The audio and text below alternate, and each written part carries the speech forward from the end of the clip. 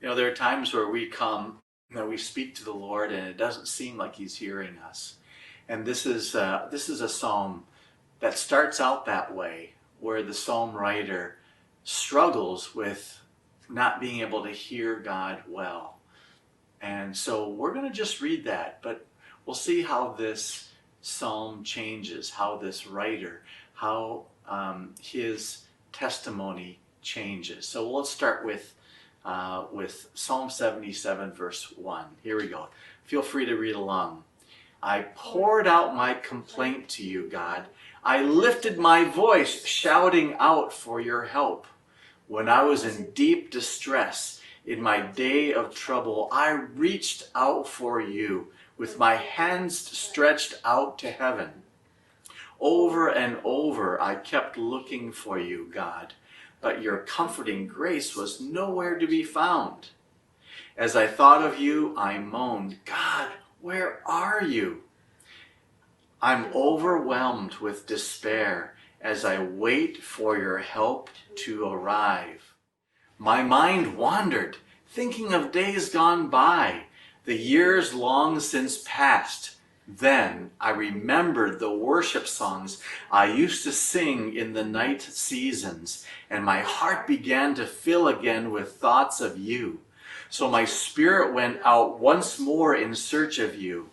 Yet I could never forget all your miracles, my God, as I remember all your wonders of old. It's here in your presence, in your sanctuary, where I learn more of your ways. For holiness is revealed in everything you do. Lord, you're the one and only, the great and glorious God.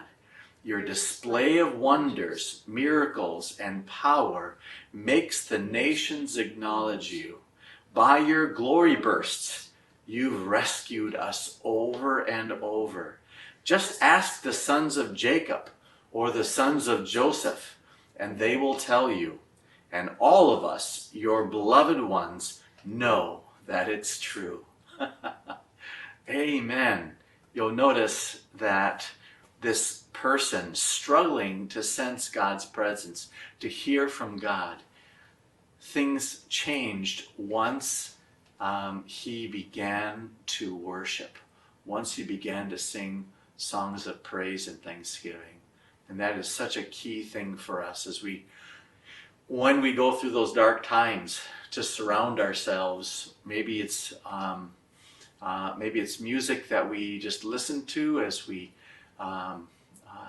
to fill our homes or our bedrooms or our cars, wherever we might be, or to sing out those songs that are songs of praise and worship and glory and honor to God.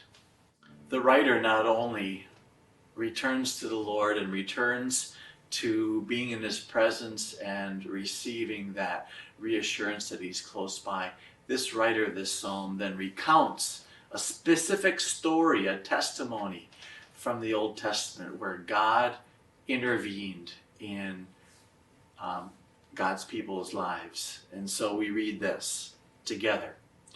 When the many waters of the Red Sea took one look at you, they were afraid and ran away to hide, trembling to its depths.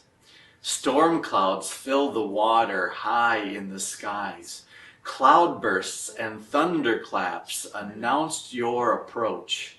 Lightning flashes lit up the landscape. Rolling whirlwinds exploded with sonic booms of thunder, rumbling as the skies shouted out your story with light and sound and wind. Everything on earth shook and trembled as you drew near. Your steps formed a highway through the seas with footprints on a pathway no one even knew was there. You led your people forward by your loving hand, blessed by the leadership of Moses and Aaron. Amen. So we can always recount the stories of God. And one of the most important things, obviously, the most important story to recount is Jesus' death, His suffering, his death and his resurrection, and even his ascension. That is the key event of history, and that defines who we are and whose we are.